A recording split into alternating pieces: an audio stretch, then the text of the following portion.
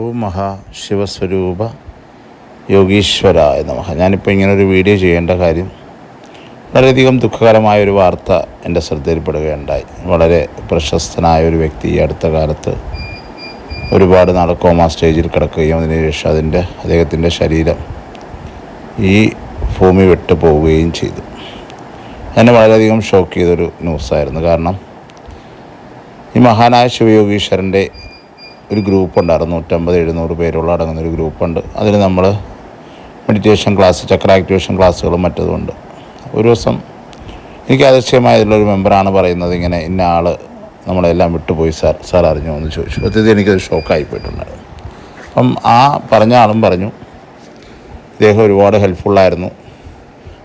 അവരെ പല കാര്യങ്ങളും, ഇദ്ദേഹം നല്ലൊരു ജ്യോതിഷ പണ്ഡിതനും എല്ലാ ജ്യോതിഷ മേഖലയിലായിരുന്നാലും അത് നല്ല വ്യക്തിമുദ്ര പതിപ്പിച്ച ഒരാളായിരുന്നു. എല്ലാ മേഖലകളിലും അദ്ദേഹം ഒരു ഗവൺമെൻറ് സർവൻ്റായിരുന്നു. അപ്പോഴും അതിലും അദ്ദേഹം നല്ല വ്യക്തിമുദ്ര പതിപ്പിച്ചൊരു വ്യക്തിയായിരുന്നു. പക്ഷേ എന്ത് ചെയ്യാം, ഇതിൻ്റെ ആ വിയോഗം എന്നെ വല്ലാതെ വിഷമിപ്പിച്ചു. കാരണം ഒരുപാട് പേര് എൻ്റെ ഗ്രൂപ്പിൽ വന്ന് പറഞ്ഞായിരുന്നു, ഇന്ന വ്യക്തി എനിക്ക് ഒരുപാട് ഹെൽപ്പ് ചെയ്തിട്ടുണ്ട്. ഒരു പ്രതിഫലവും പറ്റാതെയാണ് അദ്ദേഹം ആ ഒരു മേഖല, അദ്ദേഹത്തിന് അറിയാവുന്ന ആ ഒരു മേഖല, ഇപ്പോൾ ജ്യോതിഷമായിരുന്നാലും ഹസ്തരേഖ ശാസ്ത്രമായിരുന്നാലും അങ്ങനെ പല പല കാര്യങ്ങളും, വേദങ്ങളായിരുന്നു, എല്ലാം ഇദ്ദേഹം ആരിൽ നിന്നും ഒരു പ്രതിഫലവും പറ്റാതെയാണ് അദ്ദേഹം ആ ഒരു സേവനം കണക്ക് ചെയ്തുകൊണ്ടിരുന്നൊരു സ്ഥാനമായിരുന്നു അത്. യാദൃശ്ചികമായിട്ടായിരുന്നാലും ഈ മഹാനായ ശിവയോഗീശ്വരൻ അദ്ദേഹത്തിൻ്റെ ദേഹം വെടിഞ്ഞു വിടുന്ന് പോയതിനു ശേഷം ഞാനും എൻ്റെ അളിയനും വൈഫും എൻ്റെ ഇളയ മകനുമായി നമ്മൾ അദ്ദേഹത്തെ പോയി കണ്ടിരുന്നു. അന്ന് അദ്ദേഹം ഒരുപാട് കാര്യങ്ങൾ നമ്മൾ ചോദിച്ചു, യോഗീശ്വരനെ പറ്റി ചോദിച്ചപ്പോൾ കുറേ കാര്യമൊക്കെ അദ്ദേഹം പറഞ്ഞു. കുറേയൊന്നും അദ്ദേഹം പറഞ്ഞില്ല. അദ്ദേഹത്തിൻ്റെ ഫ്രണ്ടിലിരിക്കുന്ന ആ ദേവി പറയാൻ സമ്മതിച്ചില്ല എന്നാണ് പറയുന്നത്. പിന്നെ അതിനുശേഷം അദ്ദേഹം പറഞ്ഞു. അപ്പോഴാണ് ഞാൻ സത്യത്തിൽ ആ ദേവിയെ ശ്രദ്ധിക്കുന്നത്. അതിൻ്റെ അടുത്ത ഭാഗത്തൊരു ദേവി ഇരിപ്പുണ്ട്. ഞാൻ അപ്പോഴാണ് ശ്രദ്ധിക്കുന്നത്. പക്ഷേ എനിക്ക് അന്നൊന്നും മനസ്സിലായില്ല. കാരണം എനിക്ക് ഇതിനെപ്പറ്റിയൊന്നും അന്ന് അറിയത്തില്ല. എന്താണ് സ്പിരിച്വൽ എന്ന് പോലും അറിയത്തില്ല. ഞാനൊരു സാധാരണ മനുഷ്യനായിരുന്നു, പച്ചയായ മനുഷ്യൻ. അപ്പോൾ അദ്ദേഹം ഇങ്ങനെ പറഞ്ഞു. അപ്പോൾ വരാൻ സമയത്ത് സ്വാഭാവികമായിട്ട് നമ്മളൊരു ദക്ഷിണ കൊടുക്കും. ഇങ്ങനെയുള്ള കാര്യങ്ങൾക്ക് ദക്ഷിണ കൊടുക്കണമെന്നാണ് ഇത്. എന്തായിരുന്നാലും ഇങ്ങനെയുള്ള കാര്യങ്ങൾക്ക് ദക്ഷിണ കൊടുത്താലേ പൂർത്തിയാകത്തുള്ളൂ ഞാൻ പലയിടത്തും കേട്ടിട്ടുണ്ട്. അങ്ങനെയാണ് നമ്മൾ ദക്ഷിണ വെച്ച് കൊടുത്തെങ്കിൽ അദ്ദേഹം മേടിച്ചില്ല. അദ്ദേഹം പറഞ്ഞു വേണ്ട, ഞാൻ ചാരിറ്റി ഇല്ല, വേണ്ട, എനിക്ക് നിങ്ങളുടെ കയ്യിൽ നിന്ന് ദക്ഷിണ വേണ്ട. അതുപോലെ ഇരിക്കുന്ന ദേവി പോലും നിങ്ങളുടെ കയ്യിൽ നിന്ന് ദക്ഷിണ മേടിക്കാൻ സമ്മതിക്കുന്നില്ല എന്ന് പറഞ്ഞു. എനിക്കിന്ന് ഓർമ്മയുണ്ട് അദ്ദേഹം ആ പറഞ്ഞ വേട്. അദ്ദേഹം എൻ്റെ നിന്ന് ദക്ഷിണ മേടിച്ചില്ല. അപ്പം ഗ്രൂപ്പിലും പലരും പറഞ്ഞു അല്ല, അദ്ദേഹം ദക്ഷിണ മേടിക്കത്തില്ല. അപ്പോഴാണ് സത്യത്തിൽ ഞാൻ അറിയുന്നത് അദ്ദേഹം ദക്ഷിണ മേടിക്കാത്ത ഒരു മനുഷ്യനാണെന്നുള്ള കാര്യം. വളരെ നല്ല സന്തോഷം തോന്നി അതൊക്കെ കേട്ടപ്പോൾ. കാരണം ഇപ്പോഴുള്ള ഈ കാലഘട്ടത്തിൽ പൈസയ്ക്ക് വേണ്ടി ഓടുന്ന എത്രയോ പേർക്കൊരു ഗുണപാഠം തന്നെയല്ലേ അദ്ദേഹത്തിൻ്റെ ആ ഒരു പ്രവൃത്തി, അല്ലെങ്കിൽ അദ്ദേഹത്തിൻ്റെ ആ ഒരു സേവനം എന്ന് വേണമെങ്കിൽ നമുക്ക് പറയാം. അപ്പം ആ വ്യക്തി അന്ന് അതൊക്കെ പറഞ്ഞു. ഞാനിതെല്ലാം കേട്ട് എനിക്ക് വളരെ വിഷമം തോന്നി. അപ്പോൾ അന്ന് മെഡിറ്റേഷൻ ഇരിക്കുമ്പോൾ യാദൃശ്ചികമായിട്ടാണെങ്കിലും ശിവയോഗീശ്വരൻ എന്നോട് വന്ന് കുറച്ച് കാര്യങ്ങൾ പറഞ്ഞു. ഒന്ന്, എനിക്ക് അദ്ദേഹത്തിൻ്റെ വീട്ടിൽ പോകണമെന്ന് പറഞ്ഞു. ഞാൻ പോയി. പിന്നെ എന്നോട് പറഞ്ഞു, ഞാൻ ചോദിച്ചു എന്തുകൊണ്ടാണ് എന്നെ അദ്ദേഹത്തിൻ്റെ വീട്ടിലോട്ട് വിടുന്നതെന്ന് ചോദിച്ചപ്പോൾ അദ്ദേഹം പറഞ്ഞത്, നമ്മൾ ഈ ഭൂമിയിൽ നിന്ന് പോകുമ്പോൾ ഡിവൈനായ നല്ല തലത്തിൽ എത്തിച്ചേരേണ്ട സോളുകളെ ഈ ഭൂമിയിൽ നിന്നും കൊണ്ടുപോകാൻ അവിടുത്തെ ഡിവൈനായിട്ടുള്ള സോളുകളെ അയക്കും. ഡിപ്പെൻഡ് ഓൺ നമ്മുടെ തലത്തിനനുസരിച്ചായിരിക്കും നമുക്ക് സോളുകൾ അവിടെ നിന്ന് നമ്മൾ വിളിക്കാൻ വരുന്നത്. അപ്പം ഇദ്ദേഹം ഒരു 6ാമത്തെ തലത്തിലോട്ട് പോകേണ്ട ഒരു വ്യക്തിയായിരുന്നു. അദ്ദേഹത്തിനെ വിളിക്കാൻ ഏകദൃശ്യമായിട്ടാണെങ്കിലും ശിവയോഗീശ്വരനാണ് ഇത് നിയോഗിക്കപ്പെട്ടത്. അതുകൊണ്ടാണ് അദ്ദേഹം ശിവയോഗീശ്വരൻ എന്നോട് വന്ന് കുറച്ച് ഇൻഡ്യൂഷൻസ് തന്ന് അദ്ദേഹത്തിൻ്റെ വീട്ടിൽ പോകാൻ പറഞ്ഞു. ഞാൻ ആ വീട്ടിൽ പോയി കുറച്ച് കാര്യങ്ങൾ സംസാരിച്ചു. അതെല്ലാം പ്രൈവറ്റായിട്ടുള്ള കാര്യങ്ങളാണ്, എനിക്കിതിൽ പറയാൻ താല്പര്യമില്ലാത്തതുകൊണ്ട് ഞാൻ പറയുന്നില്ല.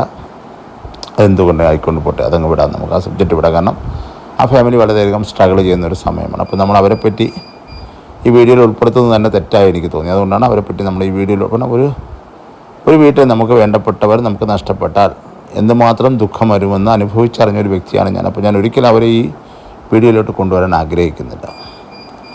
കാരണം അത്രയും സ്ട്രഗിൾ ചെയ്യുന്നുണ്ടായിരിക്കും, എനിക്കറിയാം, നല്ലതുപോലെ അറിയാം. ഞാനും എൻ്റെ വൈഫും എല്ലാം ഇത് അനുഭവിച്ചൊരു വ്യക്തിയായതുകൊണ്ടാണ് ഞാനിപ്പോൾ അവരെപ്പറ്റി ഒന്നും ഇതിൽ പരാമർശിക്കാത്തത്.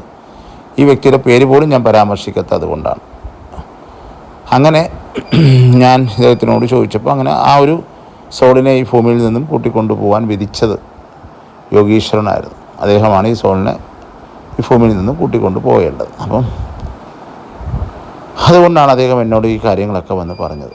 അപ്പം ഞാൻ അദ്ദേഹത്തിനോട് ചോദിച്ചു, മോനെ ഇദ്ദേഹം ഏത് തലത്തിലാണ് എത്തിപ്പെടുന്നത്? അപ്പോൾ അദ്ദേഹം പറഞ്ഞു 6ാമത്തെ തലത്തിലാണ് അച്ഛാ എത്തുന്നത്. ഇദ്ദേഹത്തിന് ഇനി എത്ര ജന്മമുണ്ടെന്ന് ഞാൻ ചോദിച്ചു. അദ്ദേഹം പറഞ്ഞു ഇനി 2 ജന്മം കൂടിയുണ്ട് അച്ഛാന്ന് പറഞ്ഞു. അപ്പോൾ ഞാൻ പറഞ്ഞു, മോനെ ഇദ്ദേഹത്തിന് എന്തുകൊണ്ട് ഇങ്ങനെ ഒരു ഇത് പറ്റി, എന്തുകൊണ്ട് ഇദ്ദേഹത്തിന് നേരത്തെ കൂട്ടി ഇദ്ദേഹത്തിൻ്റെ ഈ ഒരു സംഭവം അറിയാൻ കഴിഞ്ഞില്ല? ഇദ്ദേഹം ഒരുപാട് പേർക്ക് പല പല കാര്യങ്ങൾ പറഞ്ഞു കൊടുത്ത് ജ്ഞാനിയായ ഒരു വ്യക്തിയല്ലേ. അപ്പോൾ സ്വന്തമായി നമുക്കറിയാൻ പറ്റത്തില്ലയോ നമ്മുടെ എപ്പോഴാണ് നമുക്ക് ഈ ഭൂമിയിൽ നിന്നും പോകേണ്ടത്? അപ്പോൾ അദ്ദേഹം പറഞ്ഞത്, അച്ഛാ ഇനിയും 11 വർഷം ഇദ്ദേഹത്തിന് ഭൂമിയിൽ ജീവിക്കാമായിരുന്നു. എനിക്ക് തോന്നുന്നു അദ്ദേഹം 11 വർഷം കൂടി ഈ ഭൂമിയിൽ ജീവിക്കേണ്ട ഒരു വ്യക്തിയായിരുന്നു. പക്ഷേ എന്തുകൊണ്ടോ അദ്ദേഹത്തിന് പോകേണ്ടി വന്നു. അപ്പോൾ ഞാൻ ചോദിച്ചു, ഈ 11 വർഷം പിന്നെ എന്ത് ചെയ്യും? അപ്പം ആണ് അദ്ദേഹം പറയുന്നത്, നമ്മൾ ഈ ഭൂമിയിൽ നിന്നും പോയാലും നമ്മുടെ ജീവിതത്തിൻ്റെ ചില ബാക്കി പത്രങ്ങൾ ബാക്കി വയ്ക്കുന്നുണ്ട്. അത് നമ്മൾ അടുത്ത ജന്മത്തിലോ അതിൻ്റെ അടുത്ത ജന്മത്തിലോ ഏതെങ്കിലും ഒരു ജന്മത്തിൽ നമ്മളത് അനുഭവിച്ച് തീർക്കണം.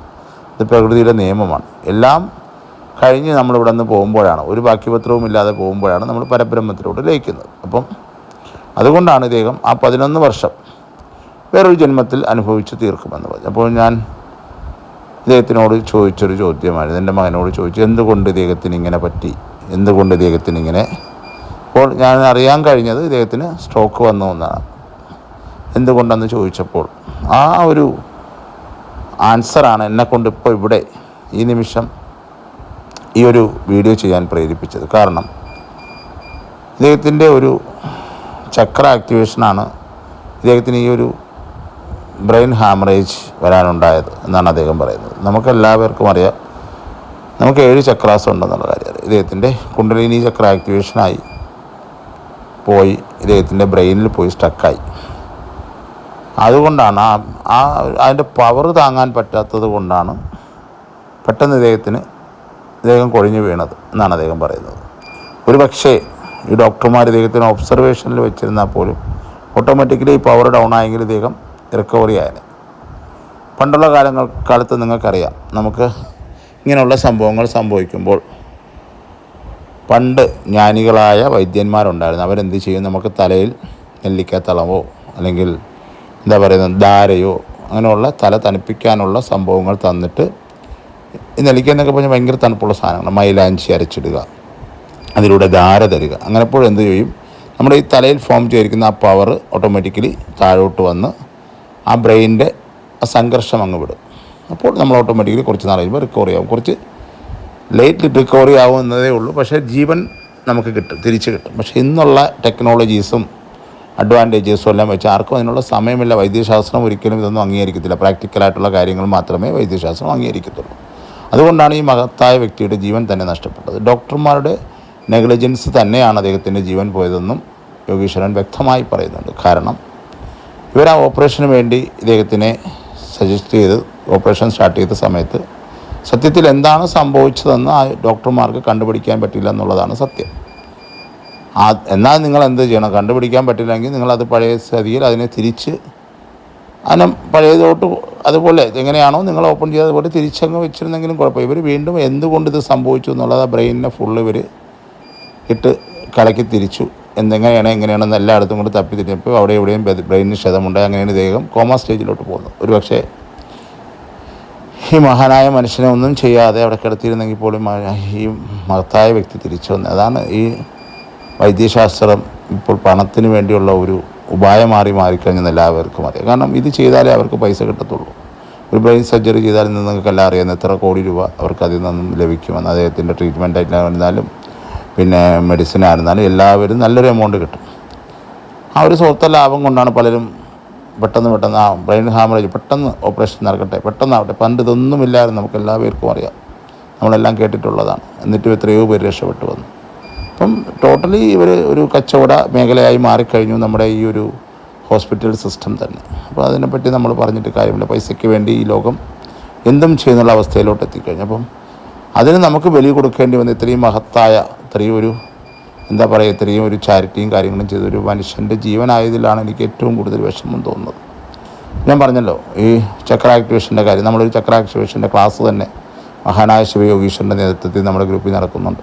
അത് മെമ്പേഴ്സിനെല്ലാം അറിയാം. അപ്പോൾ അവരോടും കൂടി എനിക്കൊരു പറയാനുള്ളത്, നിങ്ങളൊരിക്കലും അവിടെ നിന്നും ഇവിടെ നിന്നും കേട്ടുകൊണ്ട് പെട്ടെന്ന് നമുക്ക് നമ്മുടെ മൂലാധാരം അല്ലെങ്കിൽ നമ്മുടെ കുണ്ടലിനി ആക്ടിവേഷൻ ചെയ്യാമെന്നൊന്നും പറഞ്ഞുകൊണ്ട് നിങ്ങൾ ദയവ് ചെയ്ത് അതിലോട്ടൊന്നും ശ്രമിക്കാതിരിക്കുക. അതിനെല്ലാം അതിൻ്റേതായ സമയമെടുത്ത് ചെയ്യും. ഇപ്പോൾ ഇത്രയും മഹത്തായ ഒരു വ്യക്തി, ഇത്രയും നാളുകൊണ്ട് ജ്ഞാനിയായ ഒരു വ്യക്തി പോലും അദ്ദേഹത്തിൻ്റെ കുണ്ടലിനി ഓപ്പൺ ആയപ്പോൾ അദ്ദേഹത്തിൻ്റെ ബ്രെയിനിന് പോലും അത് താങ്ങാൻ പറ്റില്ല എന്ന് പറയുമ്പോൾ നമ്മുടെ പോലെ നോർമൽ ഒരാൾക്ക് എങ്ങനെ താങ്ങാൻ പറ്റും? അതുകൊണ്ട് ഏതൊരു വ്യക്തിയും കുണ്ടലിനിയിൽ അല്ലെങ്കിൽ എന്ത് ചക്ര ആക്ടിവേഷന് ശ്രമിക്കുമ്പോഴും വളരെ കെയർഫുള്ളായിട്ട് വേണം ശ്രമിക്കാൻ. അത് ഒരു പക്ഷേ നിങ്ങളെ കൊണ്ടെത്തിക്കുന്നത് കോമ സ്റ്റേജിലോ, ചിലപ്പോൾ നിങ്ങളുടെ ജീവൻ തന്നെ വെടിഞ്ഞെന്ന് വരാം, അല്ലെങ്കിൽ നിങ്ങൾ പാരലൈസ് ആയെന്ന് വരാം, ചിലപ്പോൾ നിങ്ങൾക്ക് ബ്രെയിനിൽ പ്രശ്നങ്ങളുണ്ടായെന്ന് വരാം. അതുകൊണ്ട് വളരെ കെയർഫുള്ളായിട്ട് ചെയ്യേണ്ട കാര്യങ്ങളാണ്. കുറച്ച് കാര്യങ്ങൾ അറിഞ്ഞുകൊണ്ട് നിങ്ങളാരും അതിലോട്ടൊന്നും ഇറങ്ങി പുറപ്പെടും. ഒരുപാട് ഞാൻ യൂട്യൂബിലൊക്കെ വീഡിയോസ് കാണുന്നുണ്ട്, ഇങ്ങനെ ചക്ര ആക്ടിവേഷൻ പെട്ടെന്ന് ചെയ്യാം വരൂ, അല്ലെങ്കിൽ ഇങ്ങനെ പവർ കൊടുത്ത് ചെയ്യാം, പ്രാണ ഹീലിംഗ്, അങ്ങനെയുള്ള ഒരുപാട് കാര്യങ്ങൾ ഞാൻ കേട്ടിട്ടുണ്ട്. എനിക്കതിനെപ്പറ്റി ഒന്നും വലിയ അറിവില്ലാത്തതുകൊണ്ടാണ് ഞാനിവിടെ അത് പ്രതിപാദിക്കുന്നത്. അപ്പോൾ അവരോട് എനിക്ക് പറയാണ്ട് ഇത്രയേ ഉള്ളൂ. അത് ആ മഹാനായ ശിവയോഗീശ്വരൻ എന്നോട് വന്ന് പറഞ്ഞത് കൊണ്ട് മാത്രമാണ് ഈ അറിവ് പോലും എനിക്ക് നിങ്ങളോട് പങ്കുവയ്ക്കാൻ പറ്റുന്നത്. അല്ലെങ്കിൽ ഞാൻ പച്ചയായ ഒരു മനുഷ്യനാണ്, എനിക്ക് ഒരു അറിവുമില്ല. അതാണ് ഞാൻ പറഞ്ഞത്. അപ്പം നമ്മളെപ്പോഴും എന്ത് കാര്യം ചെയ്യുമ്പോഴും വളരെ സൂക്ഷിച്ച് വേണം ഇങ്ങനെയുള്ള കാര്യങ്ങൾ ചെയ്യാൻ. അത് നിങ്ങളെപ്പോഴും മനസ്സിലാക്കിയിരിക്കുക. നമ്മൾ വിചാരിക്കുന്നതൊന്നുമല്ല, നമുക്ക് പെട്ടെന്ന് കുണ്ടലിനി ഓപ്പണായിട്ട് നമ്മൾ അങ്ങ് എന്താ പറയുക പരബ്രഹ്മത്തിൽ ലയിക്കാം, അല്ലെങ്കിൽ കുണ്ടലിനി ഓപ്പൺ ആയി കഴിഞ്ഞാൽ എന്തൊക്കെയൊക്കെ കിട്ടുമെന്നുള്ളതൊക്കെ പലരും ധാരണകളുണ്ട്. അതൊക്കെ തെറ്റായ ധാരണകളാണ്. നിങ്ങളുടെ കുണ്ടലിനി ഉണർന്നു കഴിഞ്ഞാൽ നിങ്ങൾക്കത് ശരീരത്തിന് താങ്ങാനുള്ള പവർ വേണം. ഇത് ഇത്രയും ദേവി ഉപാസകനെല്ലാം ആയിരുന്നിട്ട് പോലും അദ്ദേഹത്തിന് പോലും അത് കഴിഞ്ഞില്ല. അതുകൊണ്ട് വളരെ കെയർഫുള്ളായിട്ട് വേണം നിങ്ങളെല്ലാം അങ്ങനെ ഒരു പ്രതിക്രിയയിലോട്ട് പോകേണ്ടി വന്നത്. അപ്പം ഞാൻ അതിനുശേഷം ഈ മഹാനായ വ്യക്തിയെപ്പറ്റി ഞാൻ യോഗീശ്വരനോട് ചോദിച്ചു. അപ്പോൾ അദ്ദേഹം പറഞ്ഞത്, ഈ വ്യക്തിക്ക് ഇനി 2 ജന്മം കൂടെ ഉണ്ട്. അതിലൊരു ജന്മത്തിൽ ഇദ്ദേഹം ഈ 11 വർഷം, ഇപ്പോൾ കഴിഞ്ഞു പോയ ഈ 11 വർഷം ജീവിച്ച് തീർക്കും. അടുത്ത ജന്മത്തിൽ ഇദ്ദേഹം ഇപ്പോൾ അറിയപ്പെടുന്നതിനേക്കാളും ലോകപ്രശസ്തനായ ഒരു വ്യക്തിയായി അറിയപ്പെടും. തമിഴ്നാട്ടിലുള്ള ഒരു ഗ്രാമത്തിലായിരിക്കും ഇദ്ദേഹം ജനിക്കുന്നത്. അവിടെ വെച്ച് ഇദ്ദേഹം ഇപ്പോൾ അറിയുന്നതിനേക്കാളും ലോകപ്രശസ്തനാവുമെന്നാണ് പറയുന്നത്. അപ്പോൾ അത്രയും ഒരു നല്ല ഒരു ഇതായി ആയിരിക്കും അടുത്ത ജന്മം അദ്ദേഹത്തിന് കിട്ടുക. ഇങ്ങനെയുള്ള കാര്യങ്ങൾ പറഞ്ഞു. ഇദ്ദേഹത്തിന് 6ാമത്തെ തലത്തിലാണ് പോകേണ്ടി വന്നതെന്ന് ഞാൻ പറഞ്ഞു. അപ്പം ഇത്രയും കാര്യം നിങ്ങളുമായിട്ട് ഷെയർ ചെയ്യണമെന്നൊരാഗ്രഹം ഉണ്ടായിരുന്നു. എന്തായാലും എല്ലാവർക്കും നല്ലത് വരട്ടെ. ഈ മഹാനായ ശിവയോഗീശ്വരൻ്റെ പ്രഭാവം ഇനിയും ഇങ്ങനെ നീണ്ടു പോട്ടെ. ഇങ്ങനെ ഒരുപാട് സോളുകളുടെ കാര്യങ്ങൾ ഇദ്ദേഹം എനിക്ക് ഇൻഡ്യൂഷൻസായിട്ട് തരാറുണ്ട്. പലരും പല സോളുകളെ പറ്റി അറിയാൻ എന്നെ വിളിക്കാറുണ്ട്. അവർക്കെല്ലാം എന്നാൽ അറിയുന്ന അധികം കണക്റ്റ് ആയിക്കഴിഞ്ഞാൽ ഞാൻ അവർക്ക് ആ അറിവുകൾ പകർന്നു കൊടുക്കാറുണ്ട്. പിന്നെ കുറേ പേര് ഈ ലോകത്തിന് നന്മ ചെയ്യുക എന്നൊരു ലക്ഷ്യബോധത്തോടു കൂടി മാത്രമാണ് ഈ മഹാനായ ശിവയോഗീശ്വരൻ പല കാര്യങ്ങളും ചെയ്തുകൊണ്ടിരിക്കുന്നത്. അതിൻ്റെ ഭാഗമാണ് ഇപ്പോൾ ഈ വീഡിയോ തന്നെ എന്നെക്കൊണ്ട് ചെയ്യാൻ പറഞ്ഞത്. പലർക്കും അബദ്ധധാരണകൾ മാറട്ടെ എന്ന് കരുതിയാണ്. അപ്പം ഇനിയും ആളുകൾ മനസ്സിലാക്കുക, നമ്മൾ തെറ്റിലോട്ട് ചെന്ന് ചേരാതിരിക്കുക. അത്രയേ ഉള്ളൂ എനിക്ക് പറയാൻ. ഇപ്പോൾ അതാണ് ഞാൻ പറഞ്ഞു വരുന്നത്. ഈ മഹാനായ ശിവയോഗീശ്വരൻ്റെ പ്രഭാവം ഇന്നും ഒരുപാട് പേർക്ക് ആശ്രയമായി മാറിയിട്ടുണ്ട്. ഒരുപാട് പേർക്ക് എൻ്റെ കോൾ വരാറുണ്ട്. ഞാൻ അവർക്കെല്ലാം ഇദ്ദേഹം കണക്റ്റ് ആകുമ്പോൾ കാര്യങ്ങൾ പറഞ്ഞു കൊടുക്കാറുണ്ട്. അതും ഞാൻ പറഞ്ഞല്ലോ, ഇദ്ദേഹത്തിന് ഒരു പ്രതിഫലവും വാങ്ങിക്കാതെയാണ് ഞാൻ ഈ ഒരു സേവനം ചെയ്യുന്നത്. അദ്ദേഹം പറഞ്ഞിട്ടുണ്ട്, അച്ഛാ എനിക്ക് വേണ്ടി അച്ഛൻ ഒരു പ്രതിഫലവും വാങ്ങിക്കാൻ പാടില്ല. പിന്നെ ഇദ്ദേഹത്തിൻ്റെ ഒരു സമാധിയുണ്ട്, അത് കല്ലറ കാരേറ്റാണ്. അവിടെ പലരും ഇദ്ദേഹത്തിന് പല കാര്യങ്ങളും കൊണ്ടുവന്ന് വെച്ച് സമർപ്പിക്കാറുണ്ട്. അതൊന്നും നമുക്കൊരിക്കലും പറയാൻ പറ്റത്തില്ല. അതൊക്കെ ഓരോരുത്തരുടെ ഇഷ്ടപ്രകാരം അവർ കൊണ്ട് സമർപ്പിക്കുന്നുണ്ട്. അതൊന്നും ഞാനൊന്നും പറയില്ല. കരിക്കായിരുന്നാലും അങ്ങനെയുള്ള ഒരുപാട് കാര്യങ്ങൾ അവിടെ സമർപ്പിക്കാറുണ്ട്. പലരുടെയും ആഗ്രഹ പൂർത്തീകരണങ്ങൾ നടക്കുന്നുണ്ട്. ഇദ്ദേഹത്തെ കാണാൻ പല സ്ഥലങ്ങളിൽ നിന്നും ആൾക്കാർ വരുന്നുണ്ട്. കാസർഗോഡ് തൊട്ട് കന്യാകുമാരിയിലുള്ള ആൾക്കാർ വരുന്നു. അവർക്ക് വിശ്രമിക്കാനും അവർക്കിരിക്കാനും വേണ്ടി ഇദ്ദേഹത്തിൻ്റെ സമാധി സ്ഥലമായ കാരേറ്റിൽ നമ്മളൊരു വീട് കെട്ടുന്നുണ്ട്. അവർക്ക് വന്നിരുന്ന് അവർക്ക് ഭക്ഷണങ്ങളെല്ലാം പാകം ചെയ്ത് കഴിക്കാനുള്ള രീതിയിൽ ഒരു വീട് കണക്കൊരു സംഭവം അവിടെ കെട്ടുന്നുണ്ട്. ഇതായാലും എല്ലാവർക്കും നല്ലത് വരട്ടെ. ഓം മഹാശിവസ്വരൂപ യോഗീശ്വരായ നമഃ.